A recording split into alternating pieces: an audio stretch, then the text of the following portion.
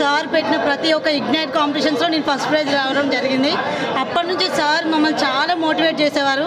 Ignite competitions అని, impulse అని, తర్వాత సూపర్ స్టూడెంట్స్ అని, తర్వాత ఎస్ఏ రైటింగ్స్ కాంపిటీషన్స్, బాబా అసలు లెక్క లేదు. సార్ ఎన్ని పెట్టారంటే అన్ని పెట్టారు. నాకు స్టేట్ లెవెల్లో 10,000 క్యాష్ ప్రైజ్ కూడా వచ్చింది మేము ఇగ్నైట్ కాంపిటీషన్స్కి వెళ్ళినప్పుడు. అప్పుడు సార్తో నేను షేక్ హ్యాండ్ అండ్ హగ్ తీసుకున్నాను. మళ్ళీ ఈ రోజుకి ఇప్పుడు దొరికింది నాకు. సార్ మా కాలేజ్కి వచ్చినప్పుడు కూడా చాలా ఎంకరేజ్ చేశారు. నా రైటింగ్ బాగుందని సార్ నన్ను హగ్ చేసుకున్నారు. అదే అట్లా గుర్తుపెట్టుకొని సార్ ఈరోజు బాగున్నావా మనిషి అంటే నాకు చాలా ఎక్సైట్గా ఫీల్ అయినా. అసలు ఈ మూవీకి నేను రావద్దనుకున్న ఫస్ట్.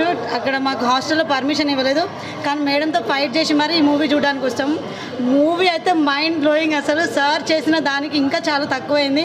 బహుశా మూవీ టైమింగ్స్ అంత ఉండొచ్చేమో, కానీ ఇంకా ఇంకా ఇంకా ఇంకా మంచి పొజిషన్లో సార్ ఉండాలి. సార్ మా కోసం ఇంకా చాలా చేయాలి. సార్ అసలు ఖచ్చితంగా పాలిటిక్స్కి రావాలి. అది మేము అందరం కోరుకుంటున్నాం. అంతే. సార్ గురించి చెప్పాలంటే మన మాటల్లో చెప్పలేము. అసలు హీఈస్ ఏ రియల్ మ్యాన్. ఇప్పుడున్న పొలిటీషియన్స్కి సార్కి చాలా డిఫరెన్స్ ఉంటుంది. మన ఎడ్యుకేషన్ సిస్టమ్ మారాలంటే ఖచ్చితంగా సార్ రావాలి.